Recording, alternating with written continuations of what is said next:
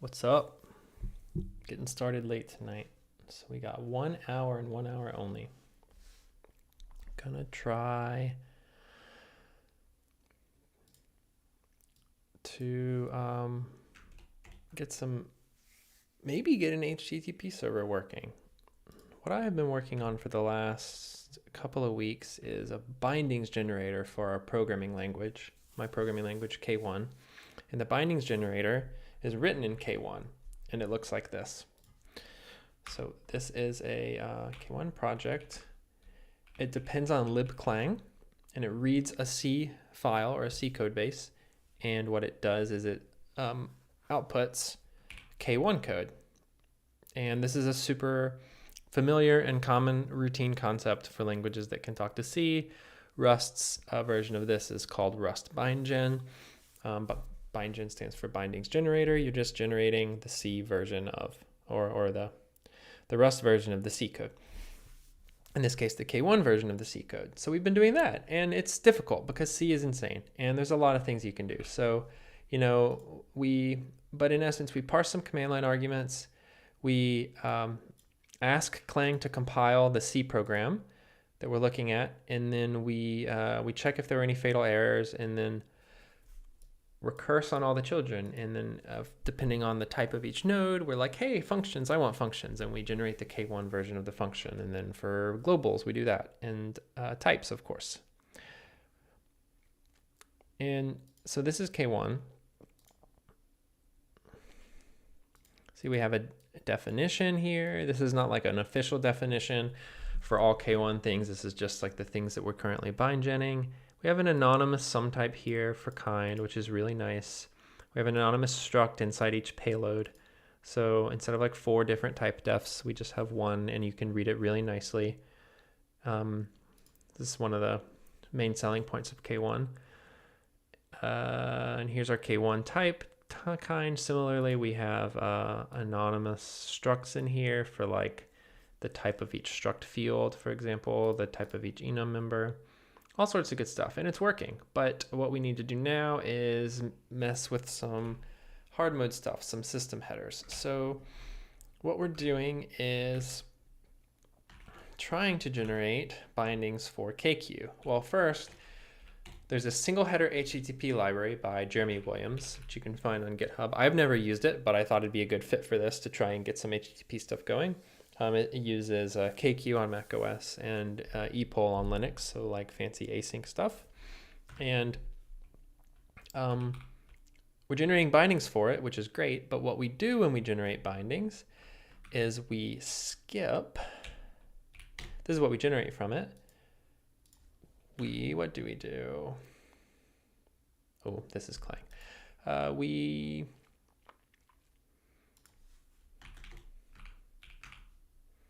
Let's see if I can, instead of kevent.c, let's just HTTP, whoops. Open this up. We have an error because we've told our bindings generator not to recurse into like included system headers and bindgen the entire system, which is great. But we need a couple of types. So we need kevent here, clearly. Looks like we need int32t, which is interesting, and some of these other aliases, but mainly I think it's kevent. So let me do a quick test here. Def type kevent. If we were to just define kevent, and we'll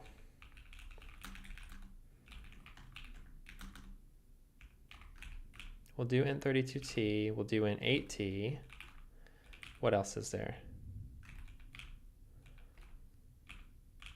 Come on. I8. Show me the rest. uint8t, int64t.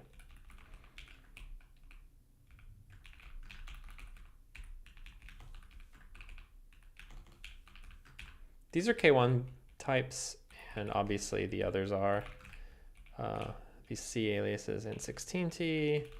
Go ahead and do this. Oh, I haven't checked the chat. Dashboard, live. Something went wrong.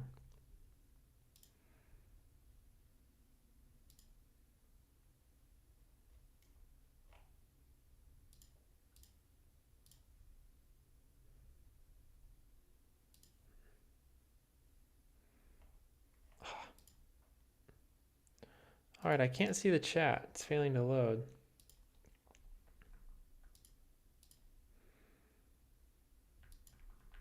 How do? I don't think it's popped out here in OBS or anything. No, it's not.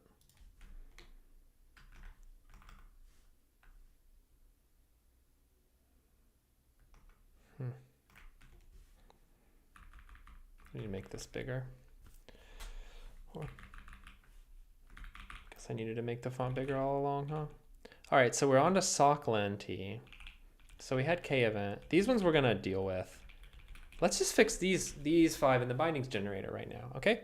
So these types I'm very comfortable just mapping straight to the K1 type because they're like not platform dependent at all. So what I'll do is we'll go to the bindings generator, and then we'll go to fun map type. This is where we map types. And I believe these are going to come in as either elaborateds or type defs. So let's log these. Got type def. I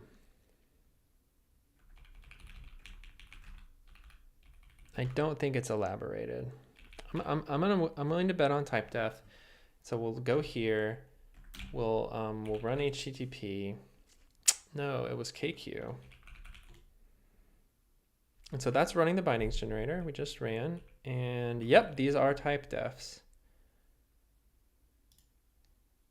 UM_PutterT. Okay, this is great. So there's a few type defs that I want to handle. Switch name. And definitely UM_PutterT. Give me a minute. That's just going to be size? Let's look it up.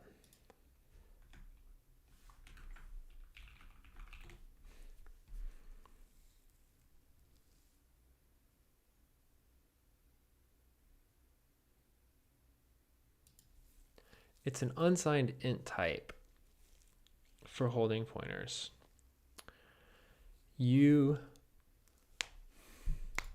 So I have PTR, which is an int type that holds pointers.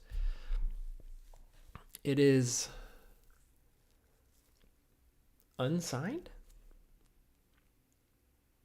And then PutterDiffT is going to be size. Okay, I'm satisfied. So that's what we'll return here. Sorry, I can't see the chat. Maybe I'll try to fix this. How would we do that? Maybe we restart our browser.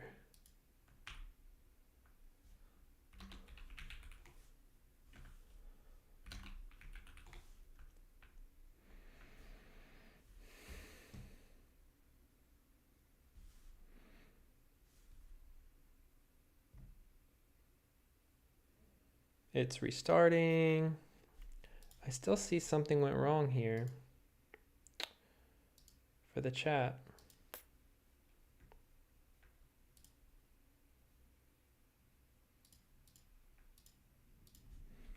Maybe I can just open this stream. Gonna regret this. Mute. I think this is the first language that I've seen that has all types in lowercase. Not sure if I like it, but it sure is consistent. Yep. I chose to lowercase the types a few months ago. I'm not completely settled on it, but I think it's great. So here's why. I think you're still free to capitalize important domain types. But for something like, it always felt strange to me that we're very happy with lowercase int and like U8, you know, like in Rust, right? We lowercase all the primitive types, but somehow we capitalize all the user types. Like, what's the difference between those, right? Yeah. And the difference is like the built-ins are like small and simple and like just data and not like some big entity like Java, right? It's not a abstract singleton like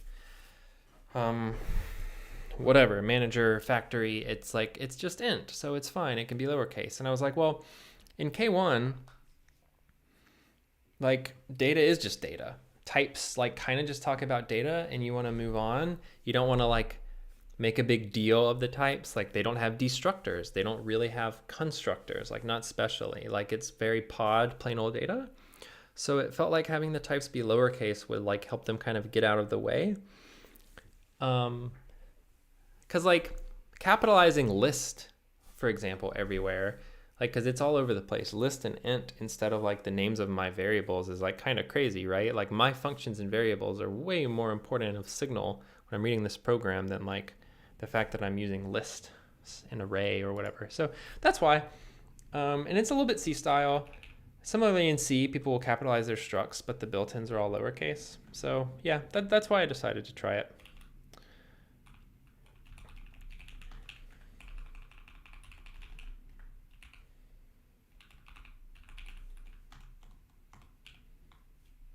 Let's just run the gamut here.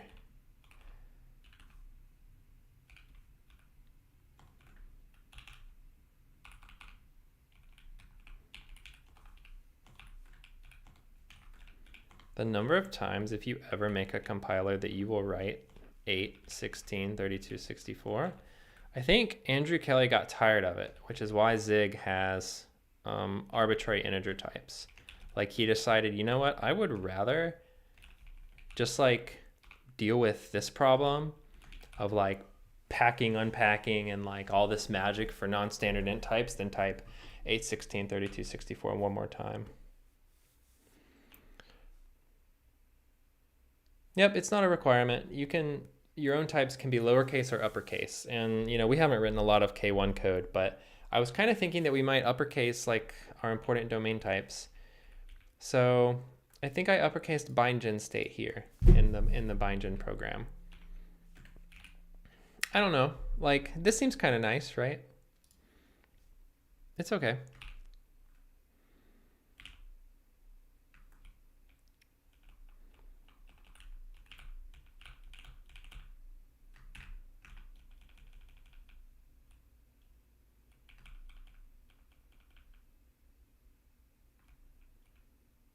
These are interesting. What's with Dunder? Let's look it up. What's with Dunder?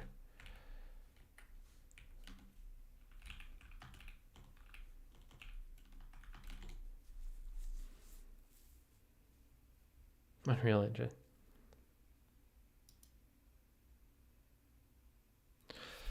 I don't know. Did I want ChatGPT? I mean, I kind of want it. I phrased that like an AI question.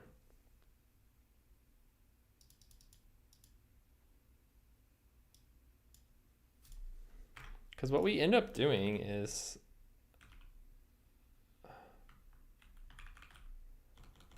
it's just skipped. Let's just skip those.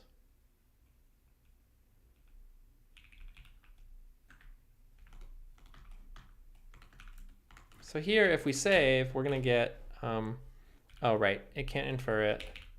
Hang on, here we're gonna get that we didn't handle like the pattern of like all strings. So we get a warning and we can just pass the name through here for type defs, and that'll be nice.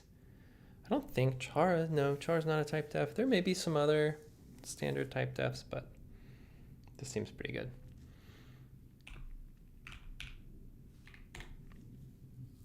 Okay, and that dumps the file out into here. And we're still generating these.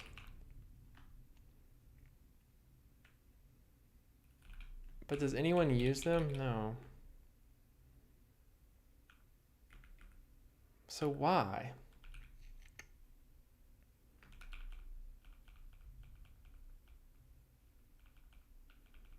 So this is us visiting every definition inside sys/event.h on macOS. So I'll just quickly kind of scroll through it. What's this? Like, what? Why? Do I just want to handle these? I don't want any of this crap. Int 8t equals i8. I thought I fixed that. Let's go back. What did I actually do? This is in map type.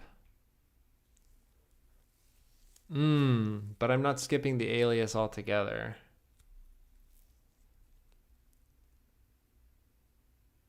And maybe that's important because it's going to be used. I don't know. These things aren't used in this. Oh, it is. Darwin mode T is that.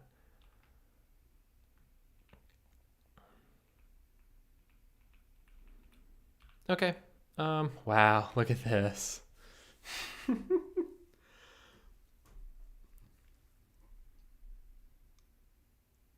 That's scary.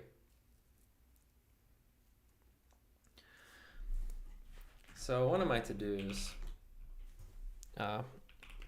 we can assert on the size of every single struct that we generate a definition for. We can ask Clang the size, and then we can make sure the K1 struct is the same size.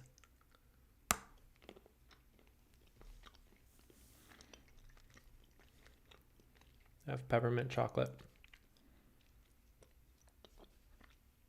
It's dark, peppermint dark chocolate.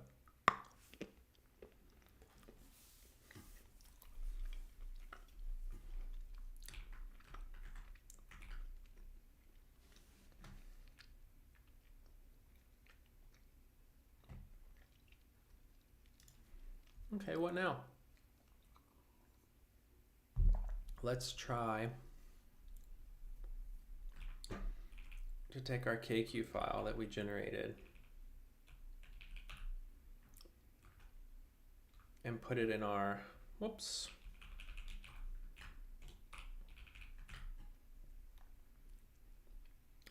Oh, you know what? The double underscores aren't even allowed in K1. And we got a crash.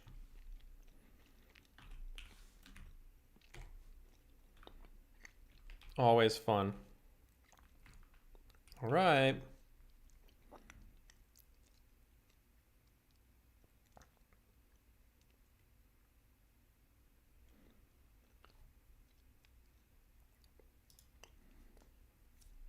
We failed parsing?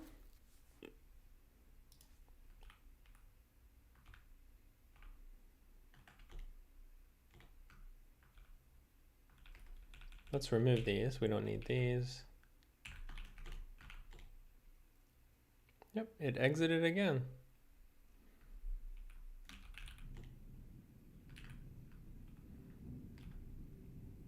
Why is it failing? Let's just try to compile.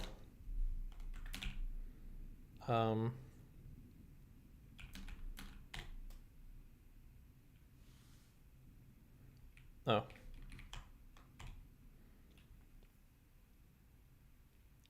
Boom. Wow. I haven't come across a parser crash yet in the months I've been like dogfooding this, which is kind of great. I expected a ton of them.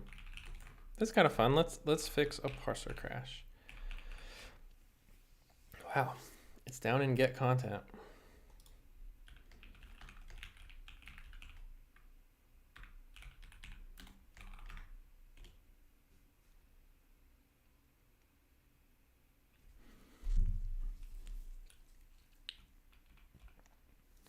Toke chars of parse use.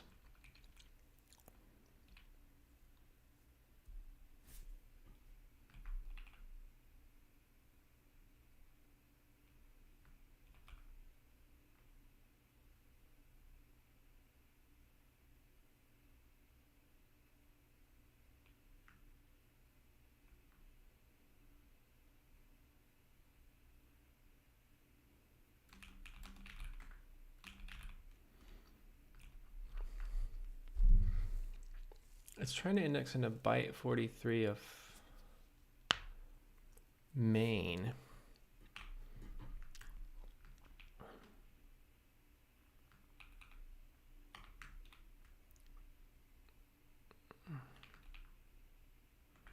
Which byte is this? I thought I could, is it control G? What's the thing? GA? I don't know.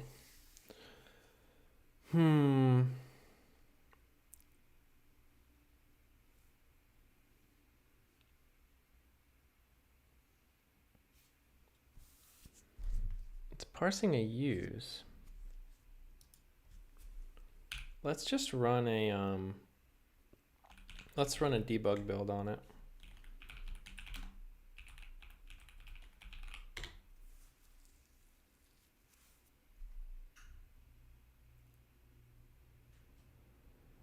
And now we get line numbers.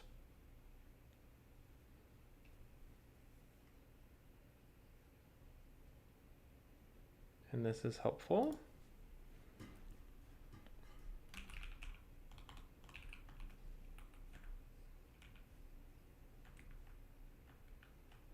Okay, parse 2243.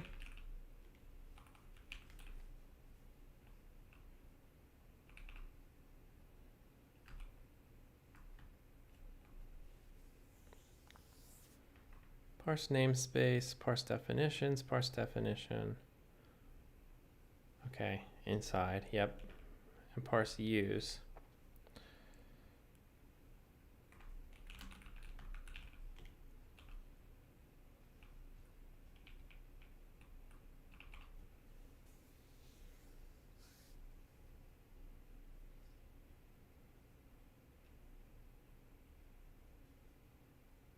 What?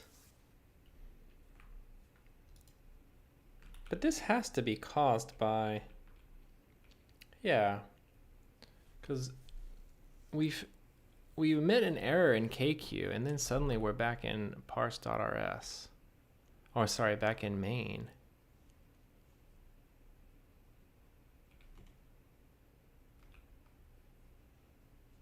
If we just deleted KQ and then ran, it's fine.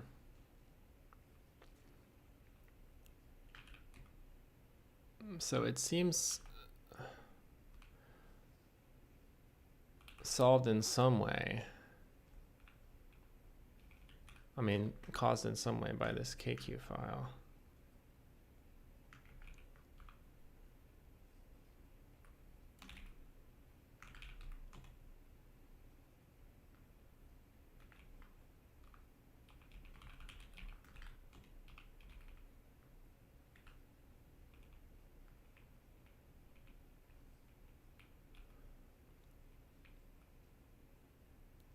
A lot of double underscores.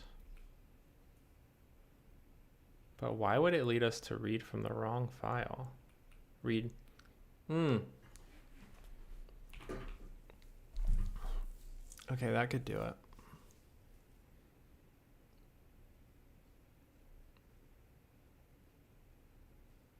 We're def typing an unnamed enum.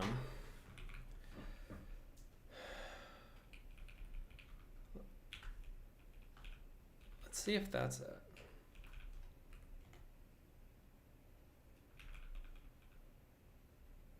Nope, we still crash.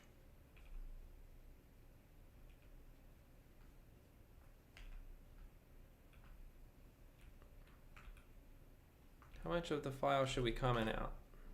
That much. Okay, still crash.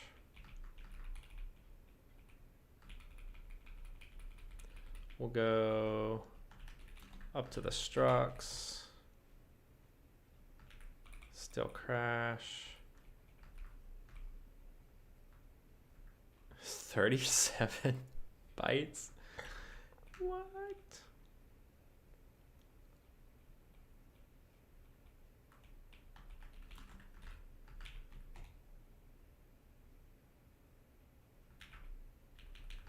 Okay, it's one of these. It's the first one.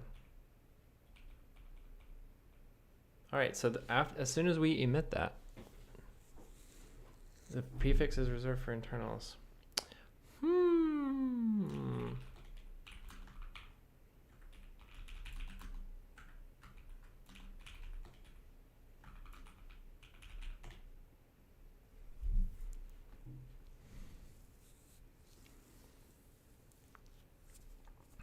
I don't think that this should be a Lexer problem.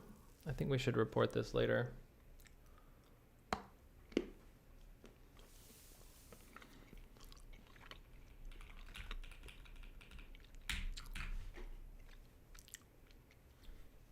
Fixed it.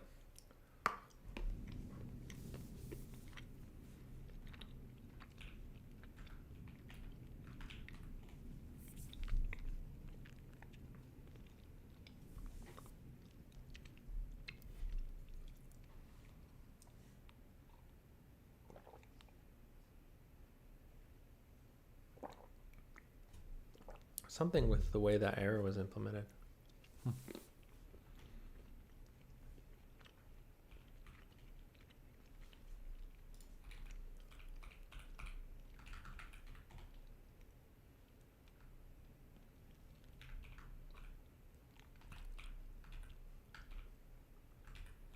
Now I hope to just get a parse error here.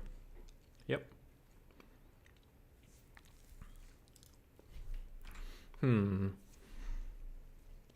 Oh, maybe n was wrong.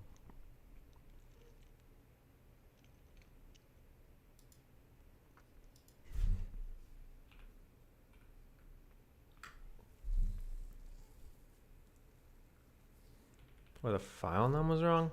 Ooh, maybe something about when we try to render Lexer errors. I bet that's what it is. Does it end up with the wrong file ID?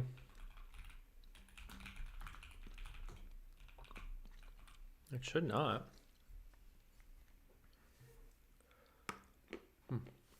Let my dog inside. I'm not going to worry about it.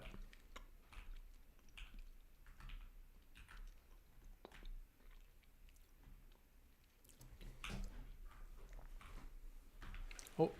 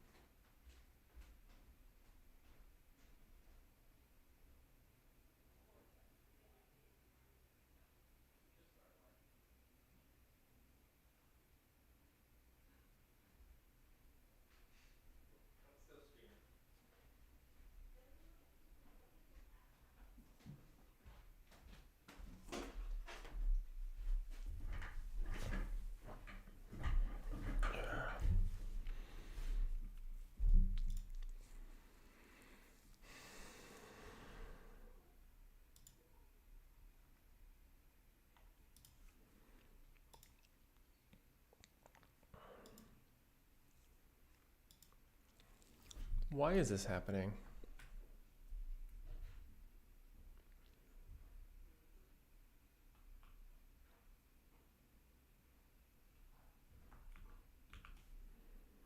We do have to figure that out.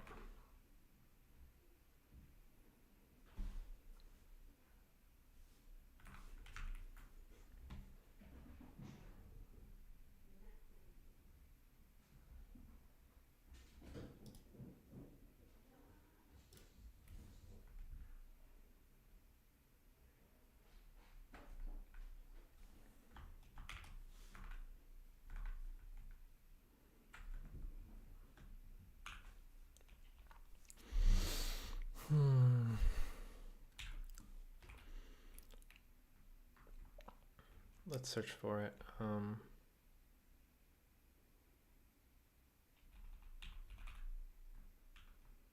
Does it show up here in our logs? No. So why would I def type an enum? It's because I'm emitting an enum. And the reason I would do that, if there's an anonymous record, right?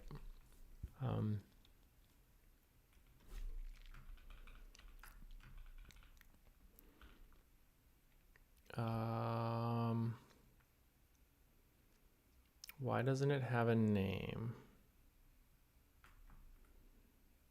E-note reap deprecated. I think we gotta go read event.h and figure out. Ready?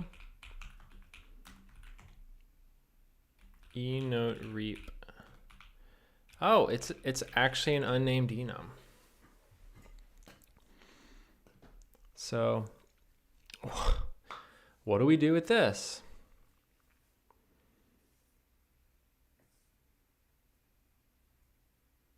Do we just make one called unnamed?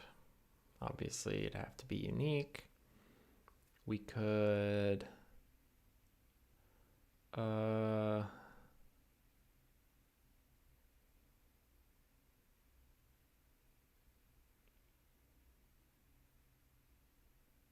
is it anonymous?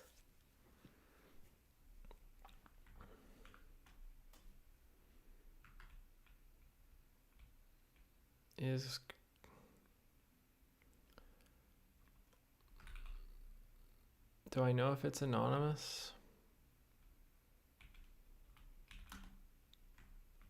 Unnamed.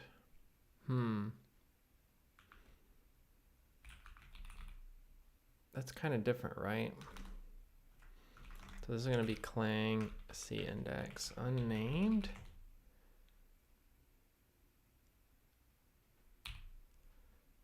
Declaration unnamed. Anonymous.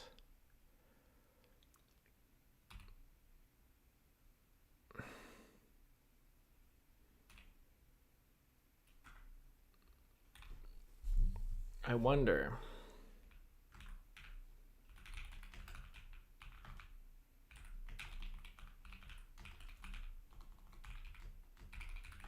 Is it an anonymous record decal?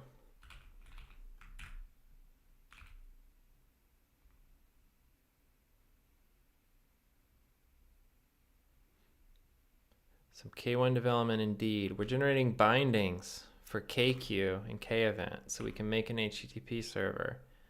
And these are our bindings currently for KQ. Bunch of aliases. This is a K1 file. Bunch of structs. But we have a problem. The problem is this.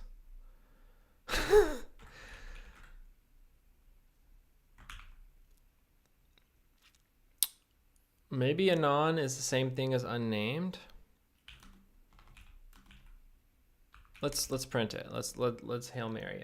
Info anon enum decal name. We're actually writing K1 tonight. That's going to be an unsigned as bool. Boom. Boom. Let's run again. Anon enum. Oh, we struck out. It's not anonymous.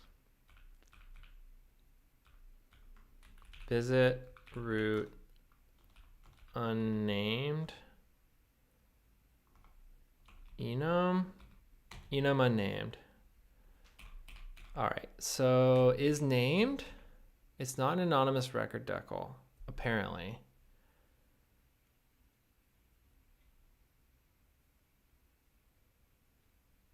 Let's print it either way.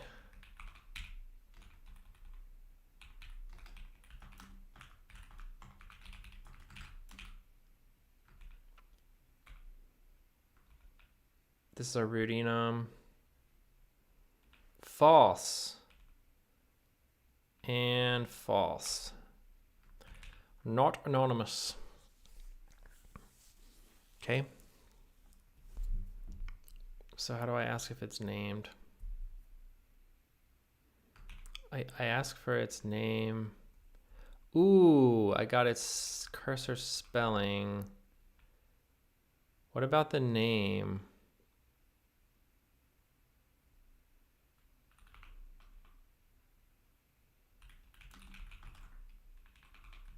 there's another name. There's two names that good old libclang will give us.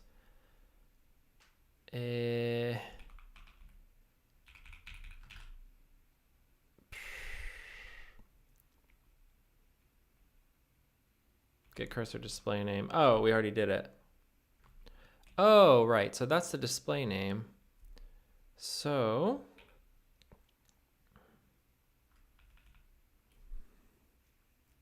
your keyboard is very clickety. Yeah. What I could do, I could rotate the mic. And then we could just be here for keyboard sounds. Or I could put it in like all around mode. I feel like sometimes, I just want to watch someone else program because I'm tired and I want to hear nice sound. And that's kind of why I make the videos and stream too, because I don't know, it inspires me when other people put content out, and then it makes me want to program, and then maybe that does the same for others, and it's a cycle. All right, but we already know the name. This is the name, but and then enum decal. It's the same. Both names are printing the same thing, so that's not fun. How do we find out? We could just try clang cursor is anonymous. I don't think that's gonna work. Unnamed. I think it might be time for good old ChatGPT. Is there a privacy mode? Let's see. Pop out. Boom. Okay.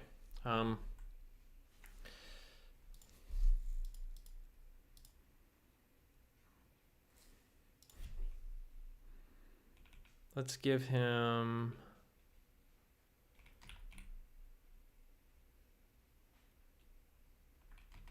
this.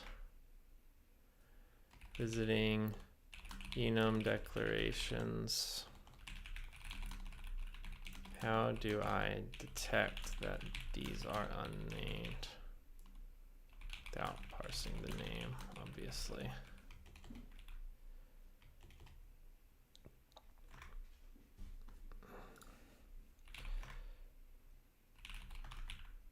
Ain't it?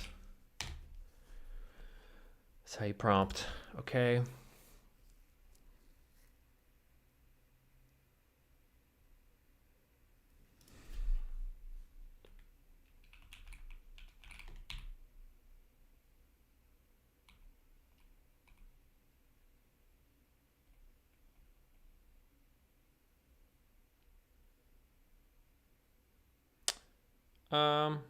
Could use Ollama. I haven't messed with local models in a while.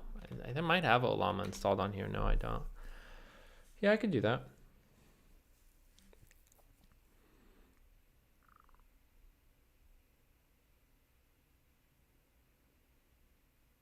Cursor is anonymous. You think so?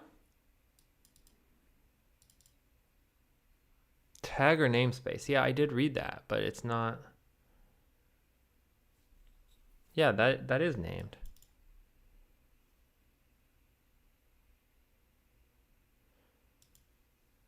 In that case, the robust non-string check is usually.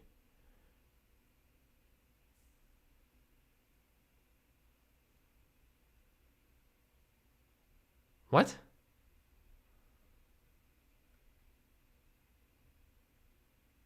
Oh, that it's empty? The cursor spelling? But didn't I get the cursor spelling? Yeah, the cursor spelling is the whole unnamed blah, blah, blah.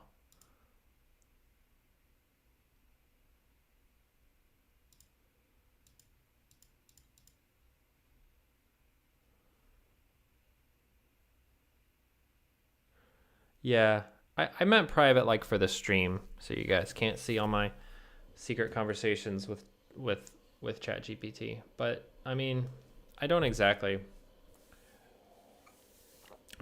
opposed. Sometimes Yeah, the web search stuff is really useful. I'm sure Ollama can do that. All right, well, let's just try as anonymous. So we're going to go into our manual libclang bindings, anonymous. Okay, and we're going to bind this one, and you're going to see why we're writing a bindings generator. Nope, I did it wrong.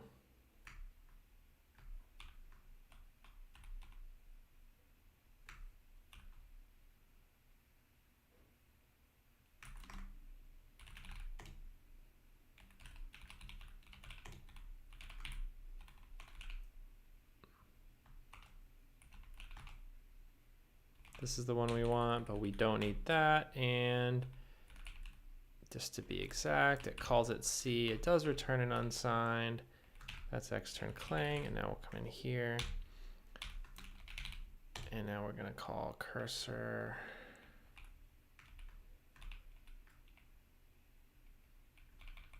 Not in here. Where are you?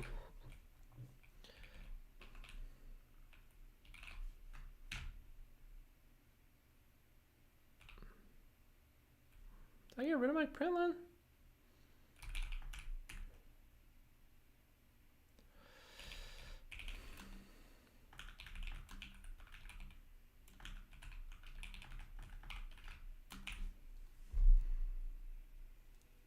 Oh, we're so back. It's true. So is anonymous is the one we wanted.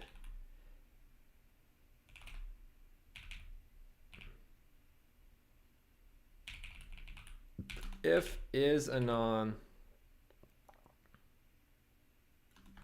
continue.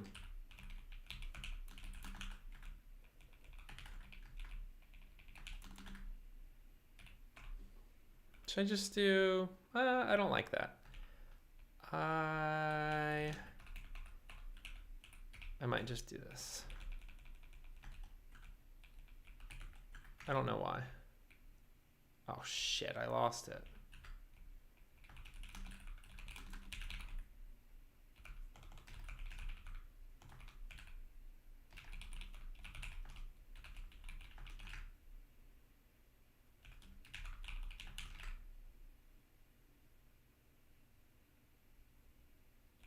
Change my mind again. This is, because this is the whole function, right? I can early return, yeah. Return. We do a lot of returning up here, right? I don't know, it doesn't matter.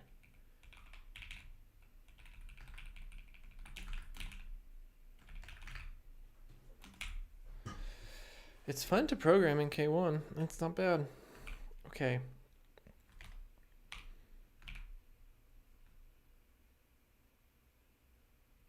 Let's stop printing the file on visit root.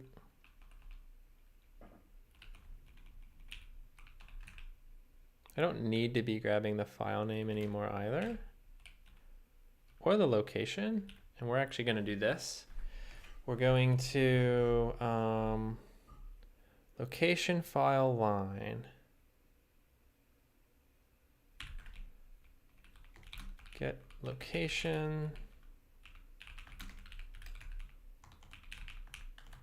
And we're going to return a struct. We're going to return a struct of what? We're going to return a struct of location file line. It's going to be like, hey, you want location, cx location file, cx file, line 32.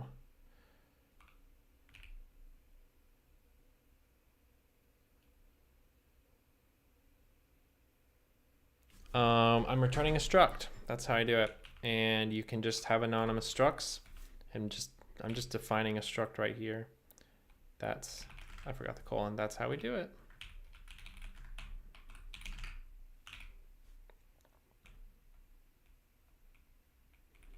What did I do wrong?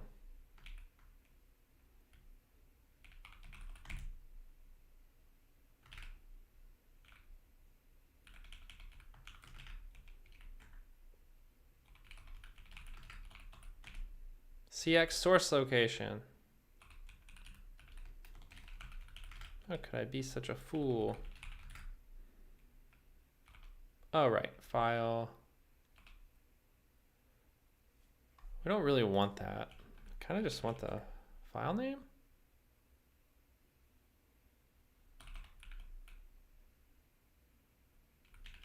Yeah, let's just do that. Yep, so you just return a struct and it's great.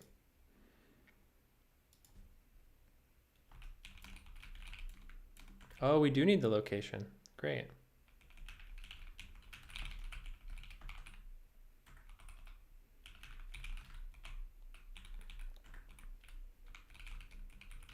I don't have destructuring though. I'm not even sure I want it.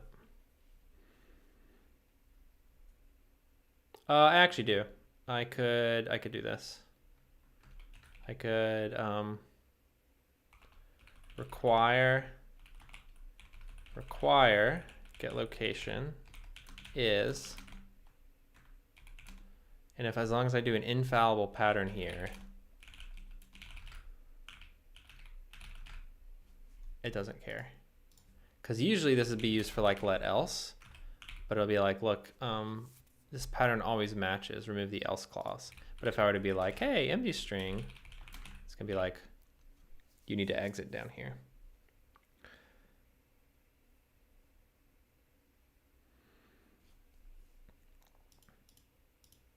Thanks, Jason.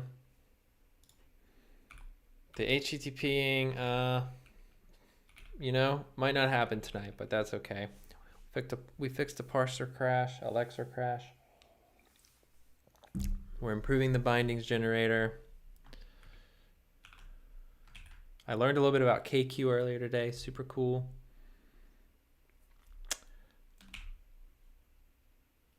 We just factored out a function. Feels nice.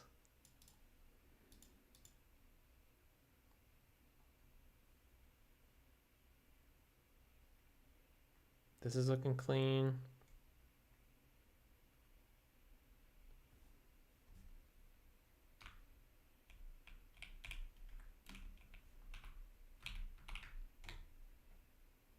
All right, are we ready? Are we ready to give it another try? Also, why do we have so many new lines? We have so many new lines at the end.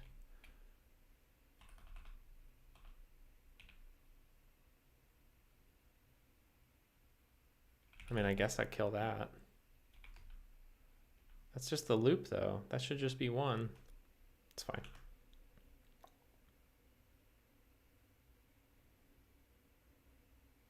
Yeah, it's like 25,000 lines of Rust.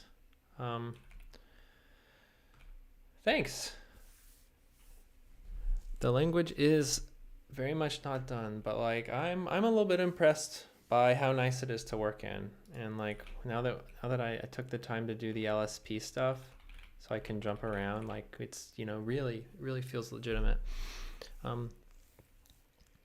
Yeah, 25,000 lines of Rust. I can show you most of it. Typer.rs is 18,000. So there may be more actually. Typer's 18, parse is 5K, IR is 3.5K, and the VM is 2.7K. Yeah, it is not big. And one thing that's really encouraging is it's still really fast to work in. If I want to do a feature, I just start it. It's not difficult to navigate. It's good. I mean, every part of it's been rewritten many times, and so that helps. The Lexer, oh, I skipped the Lexer. Lexer's 1,500 lines right now. And then I have a bunch of utility stuff I wouldn't count. So my Arena module, my memory management and data structures is 2K lines in here with my fuck it macro. See? Everyone needs a fuck it macro. And what else? Yeah, that's it. That's all the files. Typer's by far the most stuff going on. Oh, CodeGen LLVM. 3,500 lines to generate the LLVM from the IR. And I'll scroll through it. I mean, it could be smaller. It's not difficult. We just have like fun CodeGen global. Just does stuff. This is a lot bigger than it needs to be because we magically convert. We have static values, so like you can produce a struct with arrays and buffers and strings and more structs in it and arrays of those things, and we can like turn that into a LLVM constant. Any values you emit from comp time code. So like there's CodeGen static value. I would be willing to bet this is, it's 200 lines, but it has other helper functions. So the static stuff, all in all, is a lot. Yeah, it's not much. What kind of stuff does the VM manage? The VM executes K1 code. It does this. It pushes a stack frame, and then it says loop, get instruction, match instruction, execute instruction. Here's alloca.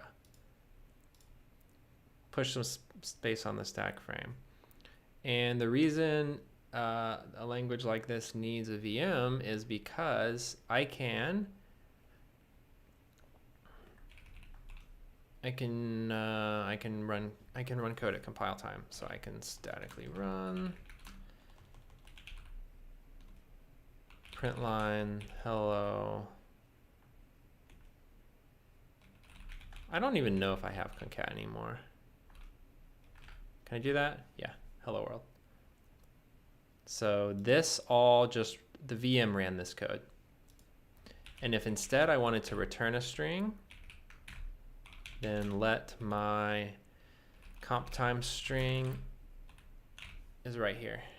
And it's of type static hello world da. So it actually knows that it knows exactly which string it is. And then you can use this for, all manner of stuff. I can also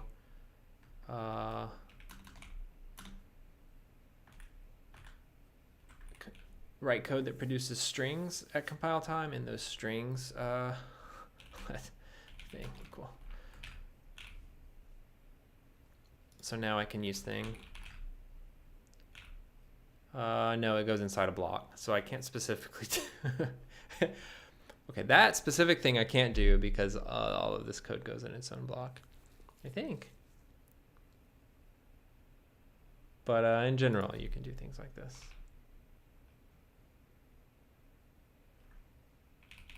Anyway, yeah, so for the feature set, I think it's quite good.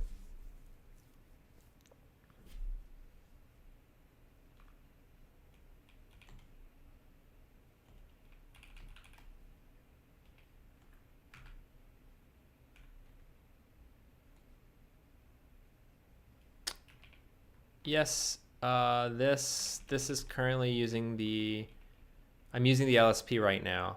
So go to definition, find references, every log info, hover, that's a call, message, and ePrintln. This takes me into the K1's. This is K1's core lib. See some conditional compilation here, and the LSP is part of the main compiler. And then we do have a separate binary for the LSP.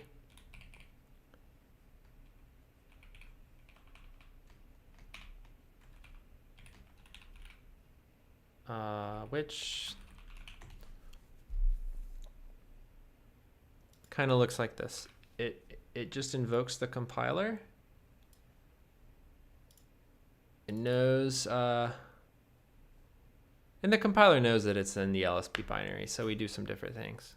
But yeah, we do extra stuff if it's LSP mode to support like the hover and go to definition and stuff.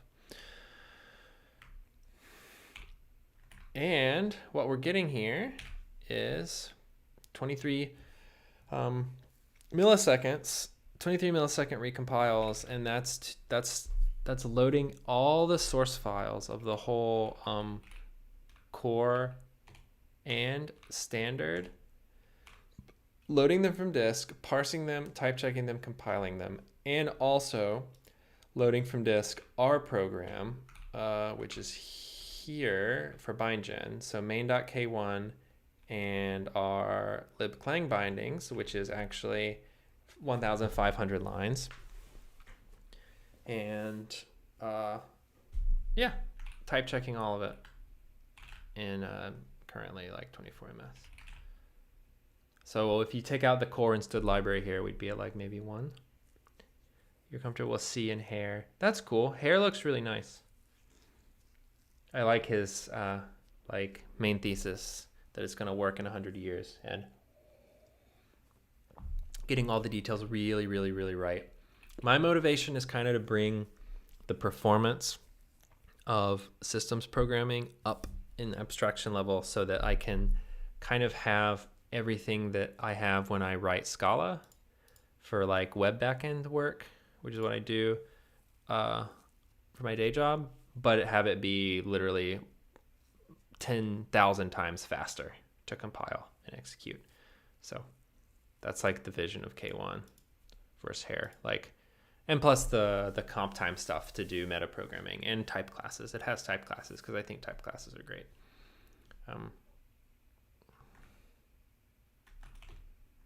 But that's like enough talking. Let's regenerate KQ. Let's go to KQ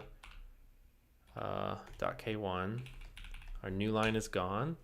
Let's go over here. Let's just paste it in.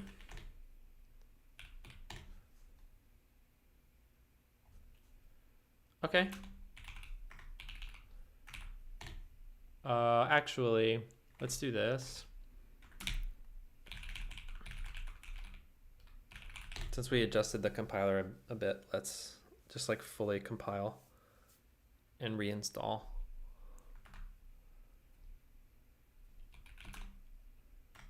And then we'll open up main.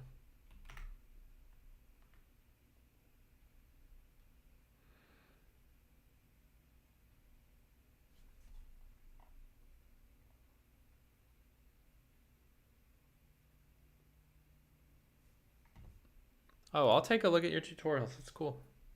I'll at least go and like every video.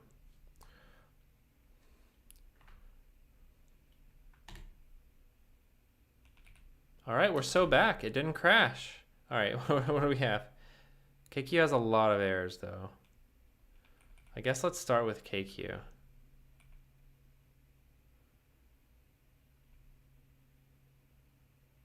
Uint 64T. Why did I do C long? What am I thinking? Main. Like just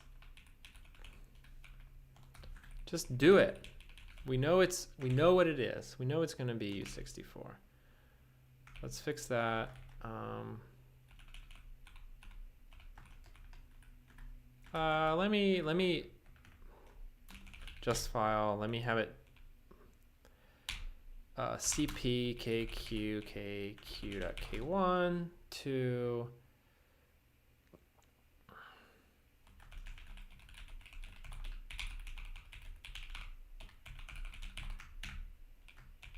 now we'll just KQ. And now it's going to be here every time. And then those are U64s, and we continue. Oh my goodness. So the KQ file, 266 lines, is type checking. And this actually isn't KQ.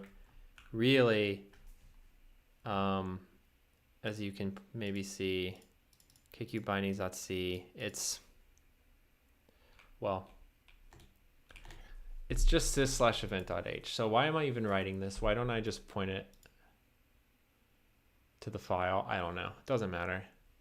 I'm way below your skill level, though.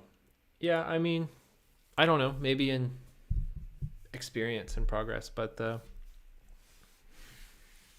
I I can't I can't express how much better I've gotten since starting this compiler project, and that was probably only 4 years ago. And I thought I was pretty good before that. So yeah, just keep programming bigger projects, ambitious projects. You'll get so good if you stick with a larger project for a long time.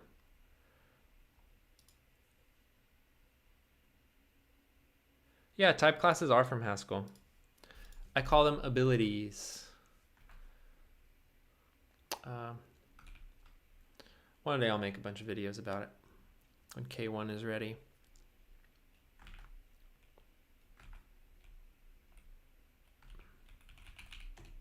Okay, def type K event. So it's here. So why? Oh, because it's in. Haha, look. Ready? Use KQ/K event. And now we go from 9 to 4 errors.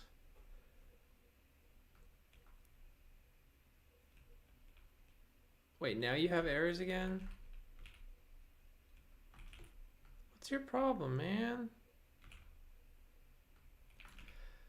I don't get it. All right, back to just HTTP. What's this N32? Oh, right, I need to regenerate HTTP. Just HTTP. The problem is I will have lost my use.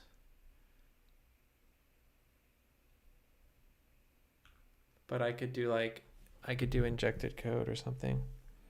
Compile time dynamic dispatch is how I think of them. But yeah, abilities is another good way of thinking of them. Yep, it is. In like the original paper, they really are thinking of it as like basically just a form of overloading, which is another way to think of it, right? Because in K1, here's my core. Let's do a more fun one. Equals. Right. So this is one of the core built-in abilities. It's not special. It's just that the compiler knows about it because it likes to call it. But when we say impl equals for my thing, right? This is how we do it in K1. And then we have to write that. And let's just say false. What we've really done is we've just overloaded equal dispatches to equals/equals. So however you want to think of it, we've overloaded equals/equals from my thing. And so if you want to instead implement like really rich like function overload resolution, then like you kind of get to the same place. And I saw a guy a German guy, Marcel Garu. He has a great series here on YouTube where he makes a compiler for a really cool functional, like minimalist language. But he's using his own language to do it. And in that one, he has really sophisticated overloading to the point where it feels like he has type classes. I think it's really sick.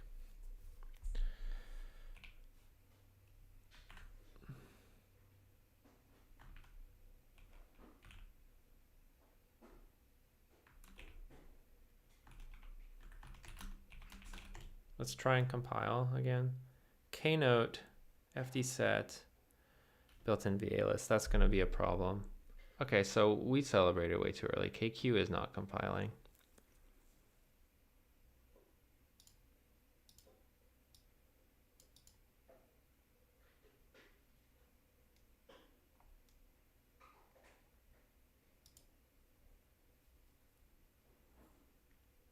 K event not found. We can deal with those. And then this MB state thing is weird.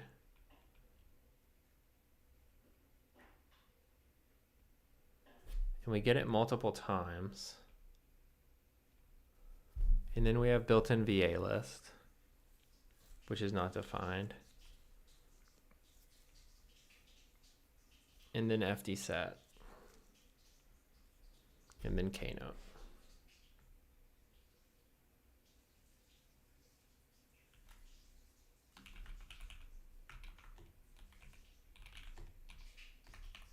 Where is Knote supposed to come from?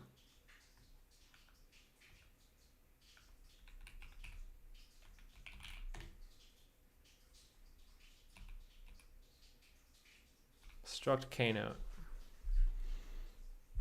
We ignore declarations that aren't definitions.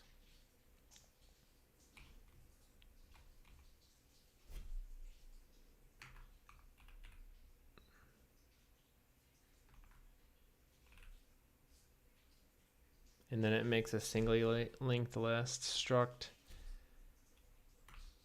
klist, struct Knote. Okay, pre-declares it, but then it has to implement it eventually, right? Where does Knote come from?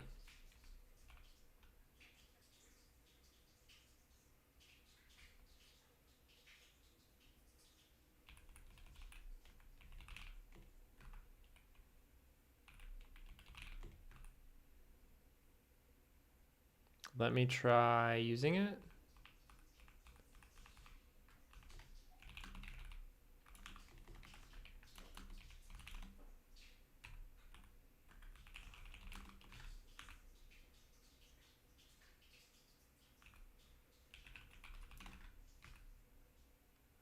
Forward declaration of struct Knote. It's just forward declared.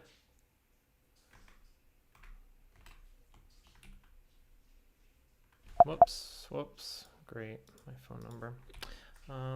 What is Knote?